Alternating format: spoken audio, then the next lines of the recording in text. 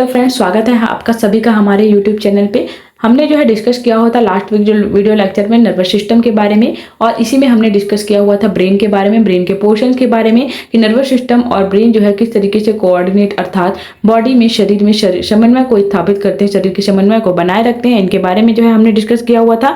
तो हम बात करेंगे आज जो है ब्रेन के दूसरे पोर्शन डायनसेफेलन के बारे में। लास्ट वीडियो लेक्चर में हमने डिस्कस किया हुआ था कि ब्रेन के कौन कौन से पोर्शन है। जैसे कि ब्रेन के बारे में हमने डिस्कस किया हुआ था सेरिब्रम, फोर ब्रेन में सेरिब्रम, डायनसेफेलन और ऑल्फैक्टिव लोब प्रेजेंट थी। ये तीनों पोर्शन जो है पाई जाती थी। सेरिब्रम हमने कल के वीडियो लेक्चर में डिस्कस कर लिया था कि सेरिब्रम के frontal lobe, temporal lobe, parietal lobe, occipital lobe में किस तरीके से डिवीजन देखने को मिलता है। फ्रंटल लोब, पेराइटल लोब और पोस्टीरियर लोब, ऑक्सीपिटल लोब होती हैं। ये हमने डिस्कस किया हुआ था। कॉर्टेक्स कंटेन थ्री टाइप की होती है, हमने डिस्कस किया था। एक होता है सेंसरी एरिया, दूसरा होता है मोटर और तीसरा होता है associated area. Sensory area touch pain temperature को मेंटेन करता है, movement of tongue and speech motor area है, और association area memory and communication होता है।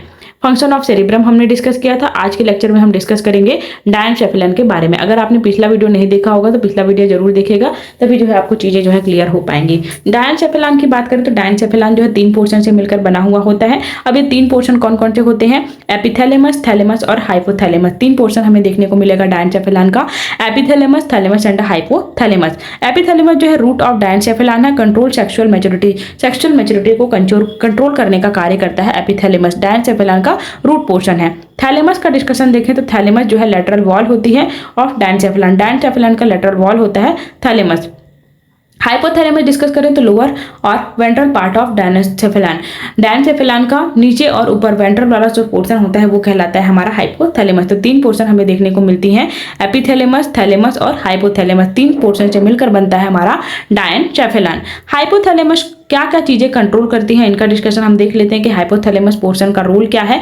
तो ये थर्मो रेगुलेशन अर्थात बॉडी में थर्मो रेगुलेशन, तापमान को नियंत्रित करने का कार्य करती हैं। बिहेवियर एंड इमोशन को कंट्रोल करती हैं, किसी भी प्रकार के बिहेवियर तथा इमोशन को कंट्रोल करने का कार्य करती हैं। एंडोक्राइन कंट्रोल, अंतःस्रावी ग्रंथियों के समन्वय का कार्य करती हैं। बायोलॉजिकल क्लॉक सिस्टम को मेंटेन करती हैं। एएनएस कंट्रोल अर्थात एएनएस ऑटोनॉमिक नर्वस सिस्टम को कंट्रोल, अनैच्छिक क्रियाएं जो होती हैं, अनैच्छिक गतिविधियां जैसे छींक आना, खांसी आना, पलकों का झपकना, ये सभी अनैच्छिक गतिविधियों को कंट्रोल करने का काम करती हैं। तो ये सभी जो है हाइपोथैलेमस के कंट्रोल ऑर्गन है। Thermo regulation, behaviour and emotions, endocrine controls, biological clock system, ANS control, ये सभी जो है हाइपोथैलेमस कंट्रोल है। चलिए आगे बढ़ते हैं, ऑल्फैक्टरी लोब के बारे में जानते हैं। देखिए ऑल्फैक्टरी लोब, फ्रंटल लोब, ये बाहर वाला जो सेक्शन दिखाई दे रहा है फ्रंटल लोब ऑल्फैक्टरी लोब जो है कहलाता है। ऑल्फैक्टरी ट्रैक्ट वाला सेक्शन ये बीच में जो दिखाई दे रहा है, और नीचे जो सेक्शन दिखाई दे रहा है, ये जो लोब दिखाई दे रही है ये कहलाती है टेम्पोरल लोब, और ये जो बीच वाला भाग दिखाई दे रहा है ये कहलाता है पॉन्स। ध्यान में रखिएगा कौन सा पोर्शन है, पॉन्स का। और नीचे जो पोर्शन दिखाई दे रही है ये पोर्शन है सेरिबेलम का, और नीचे इसके नीचे प्रेजेंट होता है ऑक्सीपिटल लोब, और यहाँ इसके नीचे प्रेजेंट होगा स्पाइनल कॉर्ड। ये जो स्ट्रक्चर है इस तरीके से ऑल्फैक्टरी लोब या ब्रेन के लोब्स जो है अलग अलग डिवाइडर होते हैं, जिसमें frontal lobe, occipital lobe, olfactory tract, pons, temporal lobe, cerebellum, spinal cord वाले रीजन जो है दिखाई देती हैं ऑल्फैक्टरी लोब वाले स्ट्रक्चर में। मिड ब्रेन की बात करें तो मिड ब्रेन जो है, देखिए बीच वाला भाग जो है सेरिब्रल एक्वेडक्ट कहलाता है। ऊपर वाला रीजन पोस्टीरियर रीजन, नीचे वाला रीजन एंटीरियर रीजन, दो भाग से मिलकर बनती है पोस्टीरियर तथा एंटीरियर रीजन। ऊपर वाला ऑप्टिक लोब और कॉलिकुलाई होता है, और कार्पोरा क्वाड्रिजेमिना कहलाता है। ध्यान में रखिएगा नाम महत्वपूर्ण है। ऊपर वाला जो ऑप्टिक लोब है कार्पोरा क्वाड्रिजेमिना के नाम से जाना जाता है, और सेरिब्रल एक्वेडक्ट के नाम के बीच वाला जो रीजन है वो जाना जाता है। तो मिड ब्रेन का स्ट्रक्चर इस तरीके से देखने को मिलता है।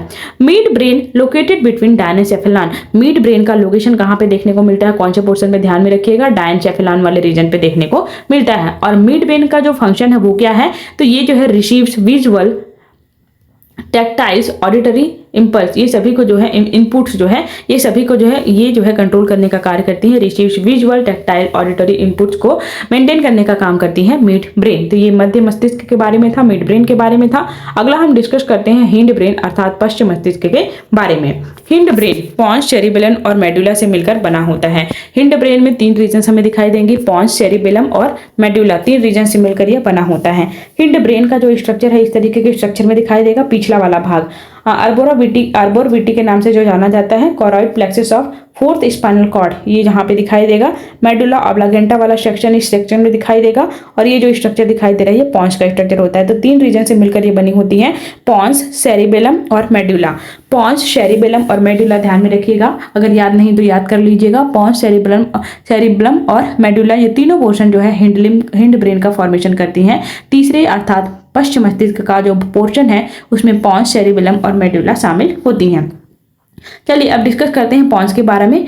स्मॉल स्फेरिकल प्रोजेक्शन है, small spherical projection like structure होता है। पॉन्स जो है अपर साइड ऑफ मेडुला ऑब्लागेंटा, और पॉन्स के ऊपरी भाग पे मेडुला ऑब्लागेंटा पाया जाता है, अर्थात मेडुला ऑब्लागेंटा के नीचे जो है पॉन्स स्थित होता है। इसका फंक्शन क्या है, पॉन्स करता क्या है, कार्य क्या है, तो रेगुलेट ब्रीदिंग, जो श्वसन की दर है ब्रीदिंग उसको रेगुलेट करता है। Reaction through pneumotaxic centre, pneumotaxic centre में रिएक्शन जब होता है ब्रीदिंग रिएक्शन तो उस टाइम जो है ये उनको रेगुलेट करने का काम करता है पॉन्स, जो कि इसका एक महत्वपूर्ण पोर्शन है, महत्वपूर्ण भाग है, ये इनका कार्य करता है। अगला दूसरा जो पोर्शन है हमारा सेरिबेलम का। Cerebellum made of 3 lobe, cerebellum जो है सेरिबेलम 3 लोब से मिलकर बना हुआ होता है।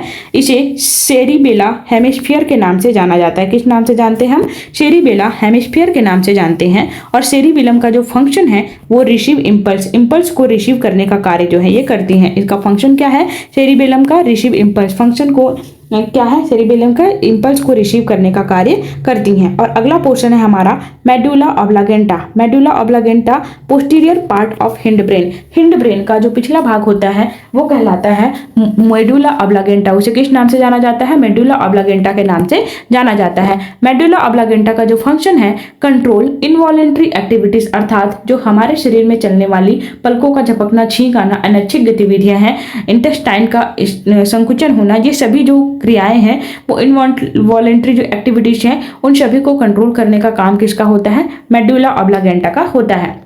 को कार्डियोवास्कुलर रिफ्लेक्स एंड रेस्पिरेशन, जैसे एग्जांपल में हम देख सकते हैं मेटाबॉलिक, गैस्ट्रिक सेक्रेशन, ये सभी जो एक्टिविटीज हैं मेडुला ऑब्लागेंटा के द्वारा कंट्रोल किए जाते हैं। तो posterior part of hind brain होता है, कंट्रोल इनवॉलेंट्री एक्टिविटीज है of the body just like cardiovascular reflex, respiration, metabolism and gastric secretion में हेल्प करता है। स्पाइनल कॉर्ड की बात करें तो ये बीच ब्रेन से निचला जो भाग दिखाई देता है ये स्ट्रक्चर कहलाता है स्पाइनल कॉर्ड, ये ब्रेन वाला पोर्शन है।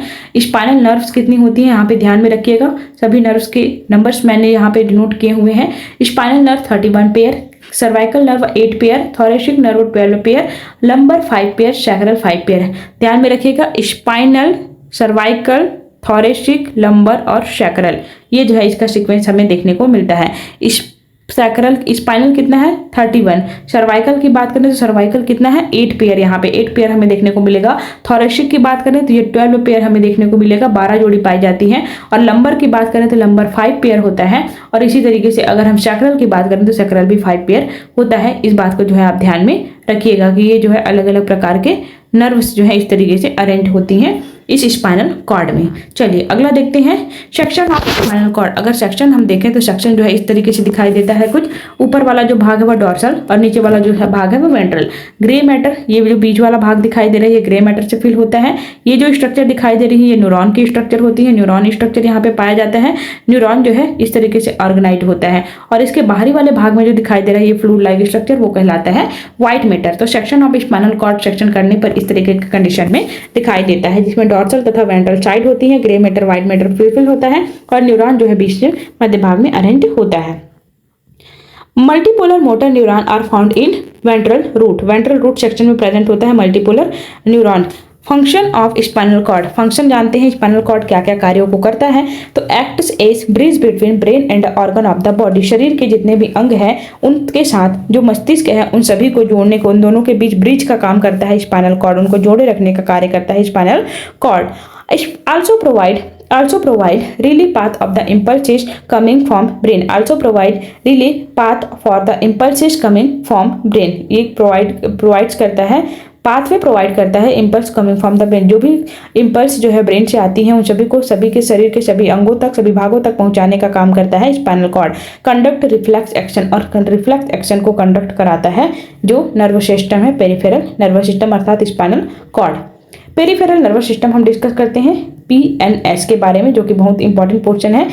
All nerves arising from brain and spinal cord include in peripheral nervous system. तो जितने भी नर्व जो अराइज होते हैं ब्रेन से निकलने वाली, वो सभी जो है एक साथ पीएनएस पेरिफेरल नर्वस सिस्टम कहलाती हैं। इसे पीएनएस के नाम से जाना जाता है। 12 पेयर सीएनएस रेप्टाइल, बर्ड और मैमल में होती है, ध्यान में रखिएगा। और 10 पेयर सीएनएस एम्फीबियन और फिशेज में पाया जाता है। अर्थात मछलियों के वर्ग तथा एम्फीबियन के वर्ग में 10 जोड़ी जो है सेंट्रल नर्वस सिस्टम पाया जाता है। और रेप्टाइल, बर्ड और मैमल्स की अगर हम बात करें तो इनमें जो है 12 जोड़ी सेंट्रल नर्वस सिस्टम प्रेजेंट होता है। ध्यान में रखिएगा, नोटेड पॉइंट है कि 12 जोड़ी जो है रेप्टाइल, बर्ड्स और मैमल जो हायर वर्टिब्रेट है उनमें देखने को मिलता है, और 10 जोड़ी जो है एम्फीबियन और फिशेज में देखने को मिलता है। चलिए अगला हम डिस्कस करते हैं क्रेनियल नर्व्स के बारे में तथा उनके फंक्शंस के बारे में कि क्रेनियल नर्व्स क्या है, उनके फंक्शंस क्या क्या होते हैं। अगर हम ऑल्फैक्टरी की बात करें तो ये सेंसरी है, सेंसरी न्यूरॉन्स है। ऑल्फैक्टरी जो है स्मेल अर्थात गंध को पहचानने में मदद करती है ऑल्फैक्टरी।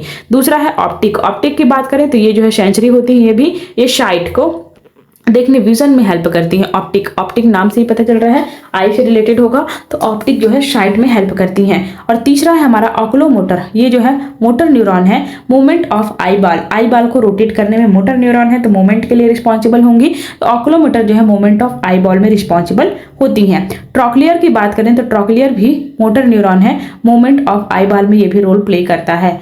अगला है हमारा ट्राइजेमिनल। ये मिक्स्ड नर्व होती है, मिश्रित ग्रंथियां होती हैं, मिश्रित ग्लैंड होती हैं। टीथ एंड जॉ मसल्स में प्रेजेंट होती हैं। ट्राइजेमिनल माउथ है अर्थात फेशियल नर्व आप कह सकते हैं। एब्डोसेंस मोटर न्यूरॉन होती है, मूवमेंट ऑफ आई बाल के मूवमेंट में हेल्प करती हैं। फेशियल नर्व मिक्स्ड होती हैं, मिश्रित होती हैं, और ये टेस्ट फेशियल एक्सप्रेशन में हेल्प करती हैं।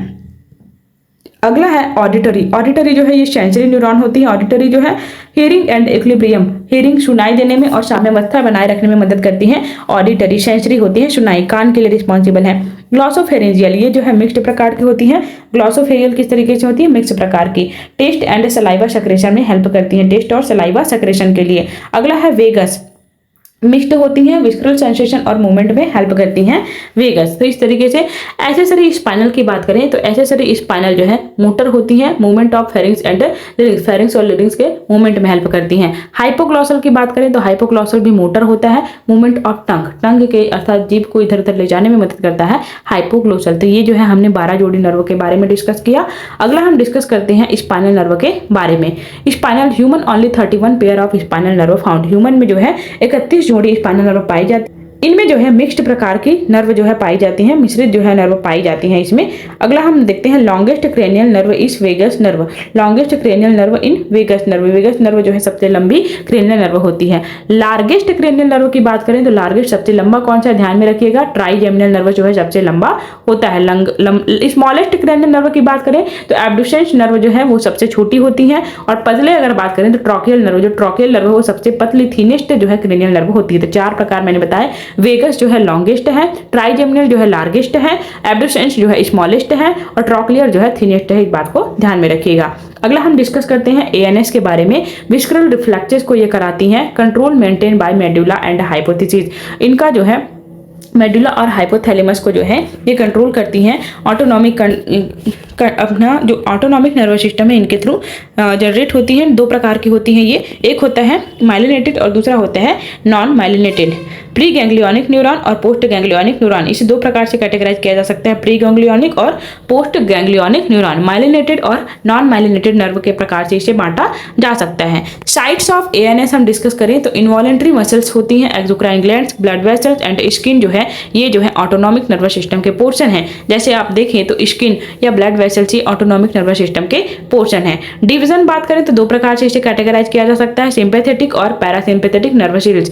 विसरल सेक्रेशन करती है और ये जो है पैरासिम्पैथेटिक एनर्जी को एक कॉन्ट्रैक्शन कराता है तो एक रिलैक्सेशन। जैसे हार्ट के बारे में बात करें तो हृदय का जो धड़कना है कॉन्ट्रैक्शन और रिलैक्सेशन पर डिपेंड करता है। तो कॉन्ट्रैक्शन जो है सिंपैथेटिक नर्व कराती है और उसको वापस से अपने स्टेज में लाने का काम रिलैक्सेशन जो है पैरासिम्पैथेटिक नर्व कराती है। इसे हम एचएनएस के नाम से जानते हैं और इसे हम पीएनएस पैरासिम्पैथेटिक नर्व के सिस्टम के नाम से जानते हैं। तो 2 प्रकार हमें देखने को मिलेगा ऑटोनॉमिक नर्वस सिस्टम का।